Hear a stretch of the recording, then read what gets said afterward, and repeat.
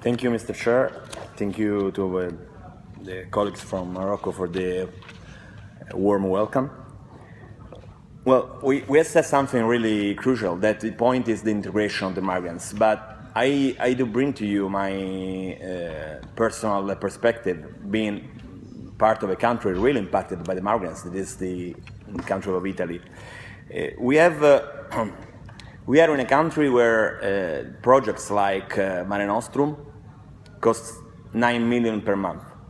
In a country where the impact of the Dublin Convention is really terrible. And in the meanwhile, in a country where 100 businesses per day are closing due to the crisis. So do you think it's possible, a real integration, where people feel these things as not fair? I guess that when we talk about Europe, and this is something that was already mentioned several times, when we talk about something like Europe, we should talk about a community. This was the original definition of Europe. Now it's an alliance, a union. So if it's a community, I give to you the same question that we did before. Where are the countries of the north of Europe here? We were talking together during the lunchtime with people from Cyprus, Malta, Morocco, and all the Mediterranean countries. And we were saying each other, okay, it's true that Germany manage more than the double of our migrants per year, but they have the, I would say, normalized migrants, where all the processes are done, where all the emergence is finished. So we did already a proposal, me as part of the Italian Parliament, but I think that a lot of my colleagues will agree with that, to our government to bring this stuff to the European tables.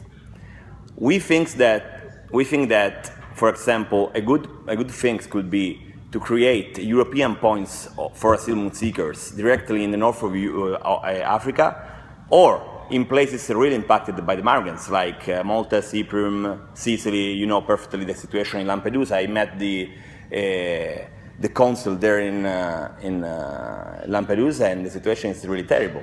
So we need, and it's not something said just to say that we want money. We don't need money, we need real assistance.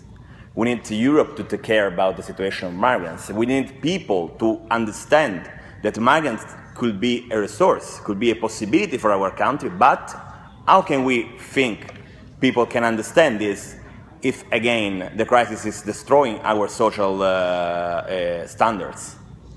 So we asked also to have quotas.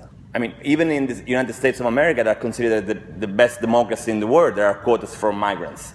And another thing really important is that the asylum seeker has to be in the condition to ask to go directly in the country where he wants to go. Because we know that mostly they move thinking about family, religion, or ethnic reunification. So why they should be stuck in Italy or in Malta or in Cyprus for months or years before to reunificate with their own family? Why they cannot go directly to Sweden or to Germany or to Norway if they need to go there at the end? I mean, it's something that we should really consider.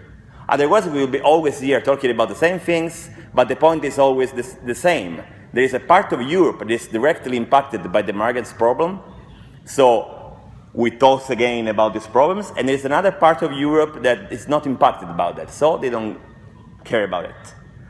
So that's something that I think we should focus here, but then we as parliamentarians, for sure, we should bring to the European tables.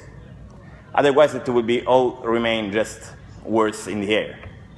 So that's my consideration, and I think that also the association working on that should give their own talk, their own focus on these things with their government that is involved in the migrants issue. That's all. Thank you.